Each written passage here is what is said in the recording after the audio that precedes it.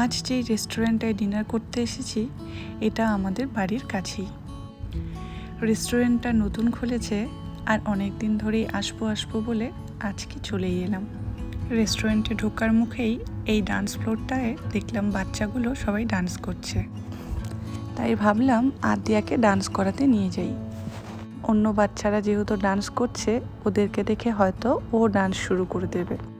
প্রথমে ওখানে গিয়েই চারিদিকটা বেশ ভালোভাবে লক্ষ্য করছিল, তারপর ডান্স না করে এদিক আর ওদিকে ছোটাছুটি করছিল।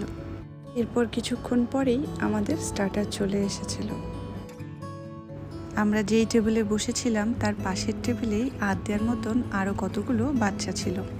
তাদের মধ্যে একজনের বয়স প্রায় আদিয়ার সমান আর বাকি দুজন আদিয়ার থেকে বড় ছিল। আর আদিয়াও বারবার ওদের দিকেই ছুটে যাচ্ছিল। পাশে যেই বেবিগুলো ছিল তারা নিজেদের খেলনাগুলো নিয়ে খেলছিল। এবার সেই খেলনাগুলো দেখে আদিয়ারও চাই। আদিয়াও কান্না শুরু করে দিয়েছিল, কিছুতেই ওখান থেকে আসবে না। আসলে বাচ্চাদের খেলনার প্রতি একটা আলাদাই দুর্বলতা থাকে। তারপর এক দিদি আদিয়াকে একটা খেলনা দিয়েছিল, আর সেটা নিয়ে আদিয়া ভীষণ খুশি। আর আদিয়ার পিছনে আমি এইভাবেই ঘুরে বেড়াচ্ছিলাম। এই বয়সটায় বাচ্চাদের একা ছাড়া একটু বিপদের। কোথায় গিয়ে ব্যথা লাগিয়ে আসবে কিংবা কিছু মুখে ঢুকিয়ে নেবে সেটা বলা যায় না। তাই সব সময় আদিয়াকে এখন চোখে চোখে রাখার চেষ্টা করি। এরপর আদিয়াকে যখন আমি খেলনাটা দিয়ে আসতে বললাম, আদিয়া ঠিক ওদেরকে খেলনাটা দিয়ে এসেছিল। আমরা যেই মেইন কোর্সটা অর্ডার করেছিলাম সেটা আসতে দেরি হচ্ছিল বলে আদিয়াকে নিয়ে আবার ডান্স ফ্লোরে চলে গেছিলাম। আদিয়া এক জায়গায় একদম স্থির থাকে না। ভিডিওতে যেরকম আদিয়াকে দেখছো সারাক্ষণও এরকমই করতে থাকে। এবার তো চারিদিকে রঙিন লাইট দেখে এদিক থেকে ওদিক ছোটাছুটি শুরু করে দিয়েছিল। যতই ওকে ডান্স করার জন্য ডান্স ফ্লোরের সেন্টারে এনে দিচ্ছিলাম ততবারই ও এদিক ওদিক পালিয়ে যাচ্ছিল।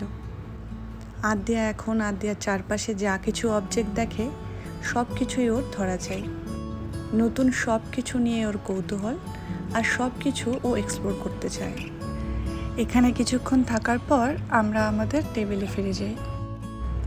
আদিয়ার জন্য যেইগুলো খাবার বাড়ি থেকে আনা হয়েছিল সেগুলো মোটেও খাবে না, তাই বিরিয়ানিতে যে বয়েল এগটা দিয়েছিল সেখান থেকে টুকরো টুকরো করে ওকে খাওয়াচ্ছিলাম।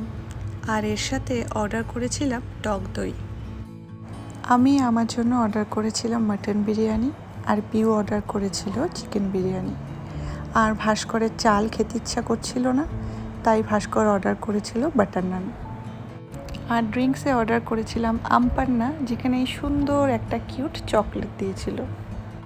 এরপর খাওয়া দাওয়া শেষ করে আবার ডান্স ফ্লোরে চলে গেছিলাম, যেখানে সব বাচ্চাদের নিয়ে তাদের বাবারা নাচ করছিল। আমার এই রেস্টুরেন্টে সবচেয়ে ভালো জায়গা এই ডান্স ফ্লোরটাই লেগেছে, যেখানে বাচ্চার সাথে তার বাবা মা সবাই একসাথে আনন্দ করতে পারছে।